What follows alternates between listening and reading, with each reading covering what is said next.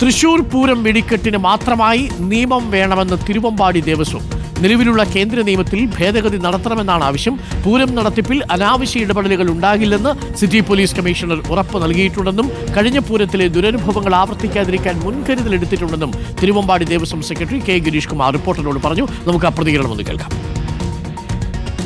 തൃശൂർ പൂരം വെടിക്കെട്ടിൻ്റെ പ്രതിസന്ധി മാറിയിരിക്കുന്നു. പൂരം വെടിക്കെട്ട് ഭംഗിയായി നടക്കുമെന്ന് ഇന്നലെ റവന്യൂ മന്ത്രി കെ രാജനും മന്ത്രി ആർ ബിന്ദു ഉൾപ്പെടെയുള്ളവർ വാർത്താസമ്മേളനം നടത്തി പ്രഖ്യാപിച്ചിരിക്കുന്നു.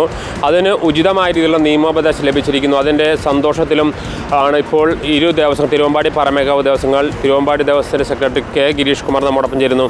എന്താണ് ഇപ്പോൾ കഴിഞ്ഞ കുറേ നാളുകളായിട്ടുള്ളൊരു വിഷയങ്ങൾക്കൊരു പരിഹാരമായില്ലേ? തീർച്ചയായിട്ടും ഞങ്ങളെല്ലാം ഹൈക്കോടതിയിൽ പോകണോ സുപ്രീം കോടതിയിൽ പോകണോ എന്ന് നമ്മൾ ഇങ്ങനെ സമയം നോക്കി നിൽക്കുകയായിരുന്നു. പക്ഷേ ഒരു സന്തോഷിക്കുന്ന ഒരു വാർത്തയാണ് നമുക്ക് ലഭിച്ചത്. പൂരം വെടിക്കെട്ട് വളരെ ഭംഗിയായി നടത്താനുള്ള എല്ലാ അനുമതിയും കിട്ടി എന്നുള്ളതാണ് ഇപ്പോൾ സന്തോഷിക്കാവുന്നത്. ഇതിപ്പോൾ എല്ലാ വർഷവും ഈ പൂരം വെടിക്കെട്ട് ഒരു പ്രതിസന്ധി എന്ന് പറയുകയും പിന്നീട് അവസാന നിമിഷത്തിലേക്ക് മാത്രം പരിഹാരം ഉണ്ടാകുന്ന സ്ഥിതിക്ക് ഒരു മാറ്റം വരണ്ടേ? തീർച്ചയായിട്ടും തൃശ്ശൂർ പൂരം 239 വർഷം ഏകദേശം ആയിട്ടുണ്ട്.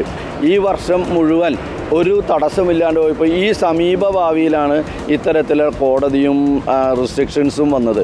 അത് ഒരു സ്ഥിരം പരിപാടിയായിട്ട് തൃശ്ശൂർ പൂരത്തിന് ഒരു സ്ഥിരം നിയമം കൊണ്ടുവരുന്ന വിധത്തിൽ സെൻട്രൽ ഗവൺമെൻറ്റിൻ്റെയും അതേപോലെ തന്നെ പെസോൻ്റെയും ആ നിയമങ്ങളിൽ ഒരു മാനദണ്ഡങ്ങൾ മാറ്റി അത് ഇവിടുത്തെ സ്ഥലപരിമിതികൾ വെച്ചുകൊണ്ട് പൊട്ടിക്കാനുള്ള ഒരു നിയമം ഭേദഗതി കൊണ്ടുവരണമെന്നാണ് ഇപ്പോൾ ഞങ്ങളുടെ ആഗ്രഹം. അത് നടക്കും. അത് നടക്കാൻ വേണ്ടി സെൻട്രൽ ഗവൺമെൻറ്റും സ്റ്റേറ്റ് ഗവൺമെൻറ്റും അതിനുള്ളൊരു തീരുമാനം എടുക്കണമെന്നാണ് അഭ്യർത്ഥിക്കാനുള്ളത്.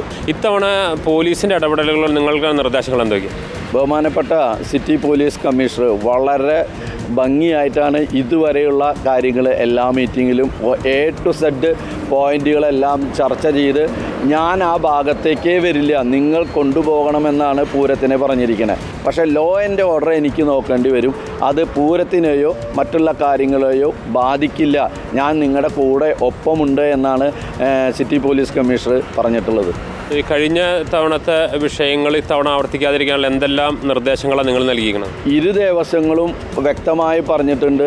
പൂരം പന്തലിലെത്തിയതിന് ശേഷം മാത്രമേ രാത്രി 2 മണിക്ക് പന്തലിൽ പൂരമെത്തും. അതിനുശേഷം മാത്രമേ ആൾക്കാരെ വെടിക്കെട്ടിനുള്ള ആ ക്ലിയറിങ് നടത്താൻ പാടുള്ളൂ.